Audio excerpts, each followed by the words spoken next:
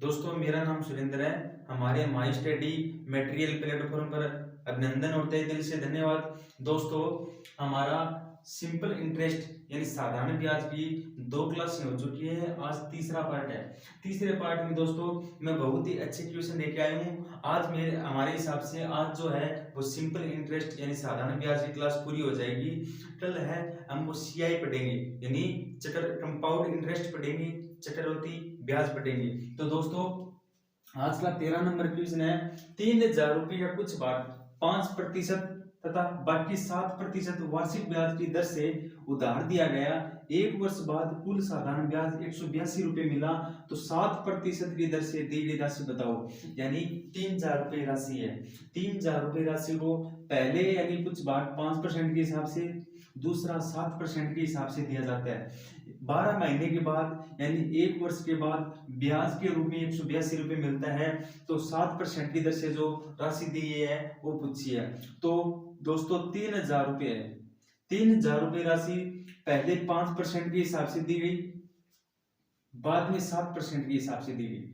दोस्तों मैं ये 5 है, ये 7 है, हम दोनों को समान मान लेते हैं। 5 + 2% और 5%। दोस्तों ब्याज है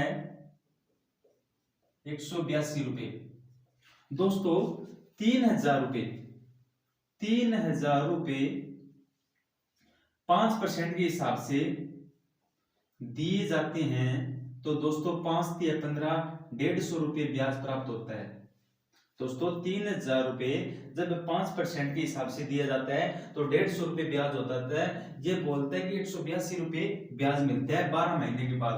दोस्तों 182 में से 150 चले गए, 32 रुपये बचते हैं। ये जो 32 रुपये दोस्तों, ये जो 2% जो फालतू है एक्स्ट्रा दी है, उस 2% की वैल्यू है दोस्तों 32 रुपये। यानी 2% बराबर कितने हैं दोस्तों 32। किसी ने पूछा है कि जो 7% के हिसाब से जो दर दी है वो पूछी है। तो 2% के हिसाब से दोस्तों कितना है 32, 1% के हिसाब से 16। यदि दोस्तों मैं परसेंट हटाऊंगा तो 100 से मल्टीप्लाई, तो दोस्तों 1,600 रुपये हो गए। यानी 7% के हिसाब से जो राशि थी वो 1,600 रुपये थी। दोस्तों 14 नंबर है। 2,613 रुपये को 3 भागों में इस प्रकार बांटा गया है कि इनके ब्याज क्रमशः 2, 3 और 4 वर्षों में समान होते हैं। यदि प्रत्येक दशा में ब्याज 29% दर वार्षिक हो तो सबसे कम धन पूछा है। दोस्तों 3 मूलधन है, P1, P2 और P3 यानी प्रिंसिपल। तीनों दोस्तों समान है, तीनों समान है। 2 साल पहला जो मूलधन है 2 साल, तीसरा मूलधन 3 साल और तीसरा है वो 4 साल।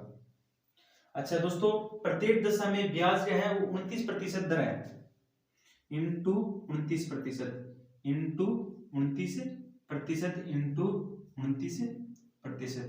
दोस्तों तीनों चीज बराबर है, तीनों चीज बराबर है तो 29 से 29 कैंसिल, 2, 3 और 4।